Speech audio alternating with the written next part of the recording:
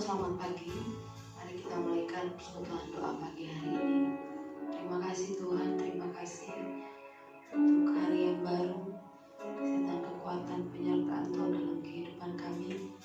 Pagi hari ini Tuhan kami bersama-sama di tempat ini, di setiap jemaat-Mu, umat-Mu yang mengikuti persekutuan doa pagi hari ini. Oh Allah, memberkati kami Tuhan dengan hadirat-Mu, menunaikan syukur kami atas segala sesuatu yang Tuhan kerjakan dalam kehidupan kami. Bapa, Engkau sungguh baik, kasih-Mu berlimpah.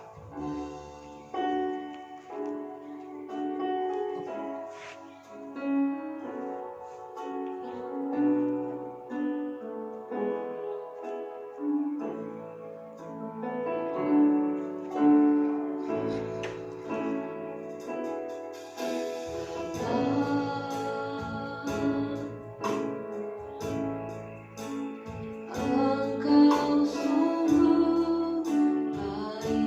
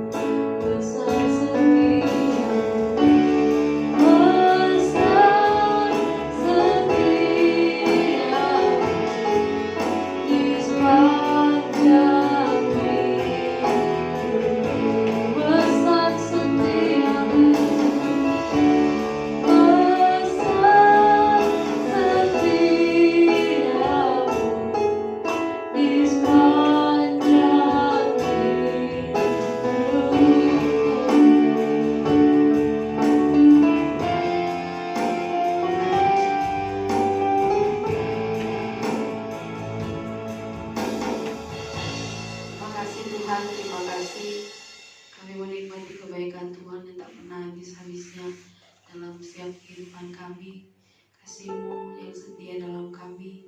Terima kasih Tuhan, terima kasih. Biar kami terus bersyukur kepada Tuhan, menaikkan pujian kami, syukur kami atas kebaikan Tuhan dalam hidup kami, atas apapun yang Tuhan izinkan kami alami. Biar kami terus belajar bersyukur kepada Tuhan. Terima kasih Tuhan, terima kasih. Sebentar kami akan bersama-sama merenungkan firman-Mu. Berkati kami, berkati hamba-Mu yang telah Kau persiapkan jadi berkat bagi kami pagi hari ini melalui pemberitaan firman Tuhan. Terima kasih Tuhan, terima kasih. Dalam nama Tuhan Yesus kami berdoa dan bersyukur. Sambut kebenaran firman-Mu, haleluya, amin.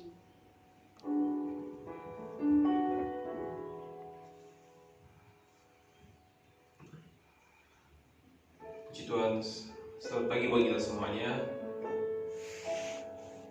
Saya berharap kita semua dalam keadaan sehat, baik-baik, dan dalam keadaan luar biasa dalam Tuhan. Puji Tuhan, pagi hari ini kita akan merenungkan firman Tuhan bersama-sama. Terdapat di dalam Kejadian pasal yang ke-9.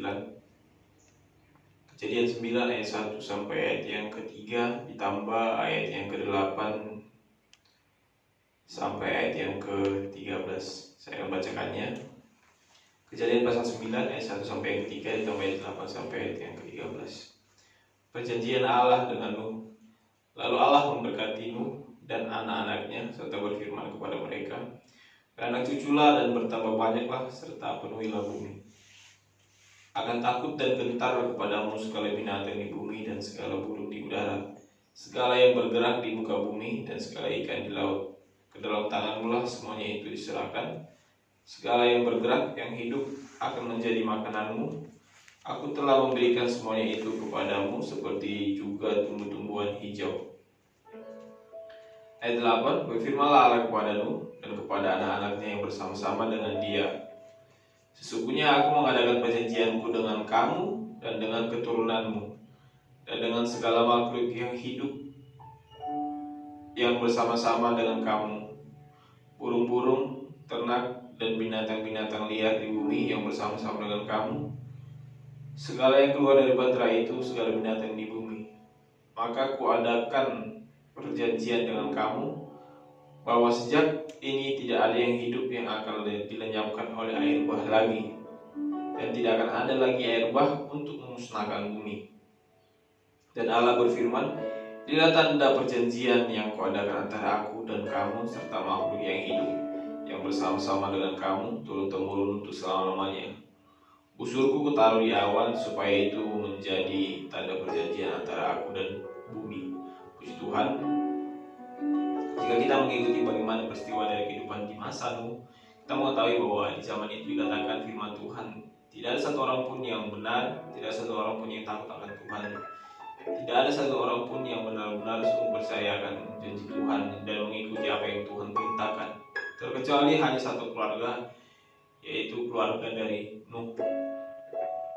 Nah, bahkan dalam Injil pun dikatakan di sana bahwa keadaan akhir zaman nanti itu manusia akan seperti di zaman-zaman masa Nuh, di mana mereka akan mementingkan kepentingan duniawi. Mereka akan berpesta pora, mereka akan menikmati keduniawian, mereka akan melakukan apapun yang baik menurut mereka. Mereka tidak lagi mendengar suara Tuhan, mereka tidak lagi mendengar perintah-perintah Tuhan.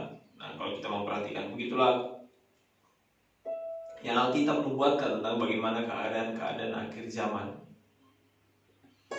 Mereka membawakan kisah daripada kehidupan Nuh. Nah, kita bisa membayangkan bagaimana kepribadian Nuh, bagaimana integritas Nuh, bagaimana penguasaan diri Nuh yang begitu hebatnya. Ketika di zamannya dia harus berhadapan, harus berdampingan, dan harus hidup dengan orang-orang yang ada di sekitarnya yang tidak takut akan Tuhan. Artinya mereka mengadakan pesta pora, mungkin mereka mabuk-mabukan, mungkin mereka melakukan perzinahan yang luar biasa, atau mungkin juga mereka melakukan keinginan dari mereka sendiri. Nah, bagi Nuh sendiri itu ada hal yang sulit untuk dia lawan sendiri. Tapi kita bisa memperhatikan Nuh berhasil.